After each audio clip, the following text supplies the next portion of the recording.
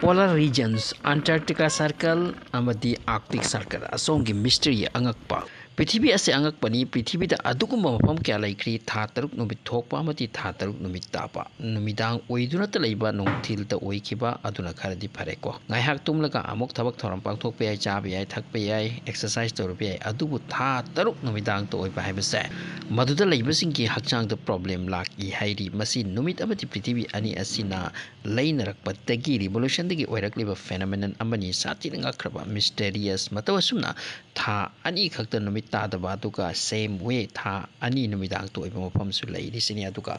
numit sukta tadaba numit su udaba aduga mafam su lei sini khudam oina Tromsø ase masi Norway dani Arctic Circle da masida November dagi mid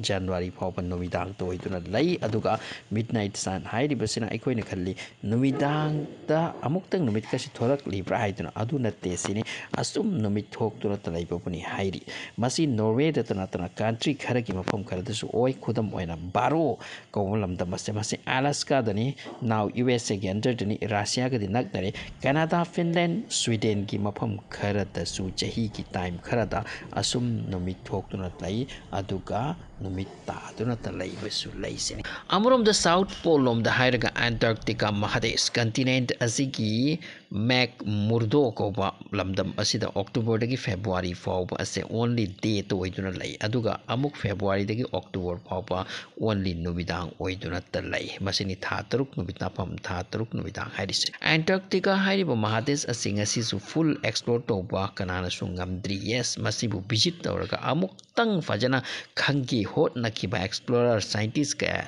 how crechat credu bu halakhidaba angamban loina sikiban angambani sire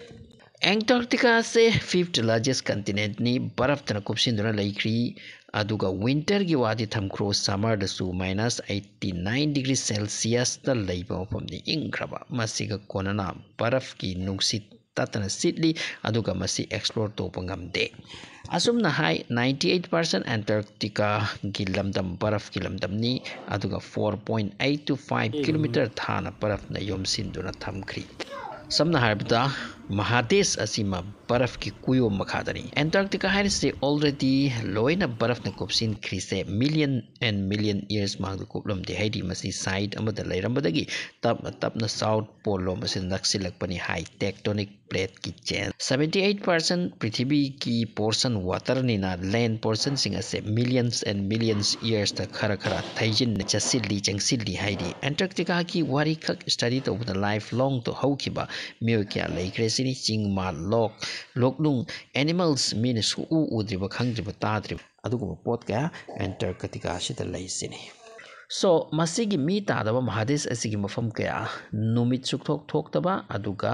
mafam ama kharadana numit sukta tadaba adugo mafam yam lai ngasi digi chahi chani mangdati Antarctica se khangnam de siri adubu modern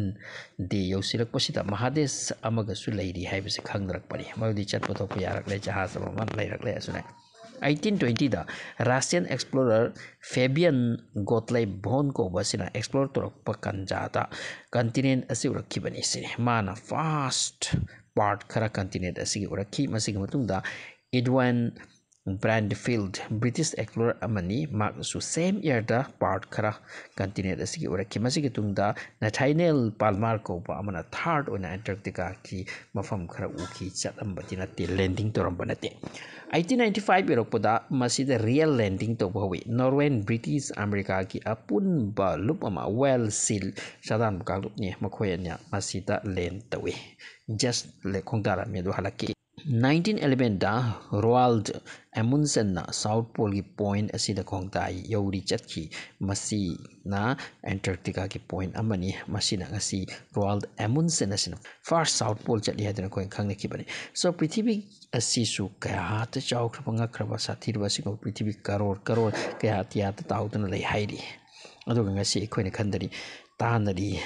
taunari basina kaya no aikoina khalli bana aikoi mangai resini prithvi da adu prithvi sung crore kaya laikri mi gi masing da ki hena tu paidana atia mathak ta leisini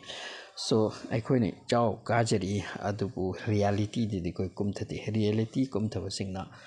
real kari no haibdi khangwa medana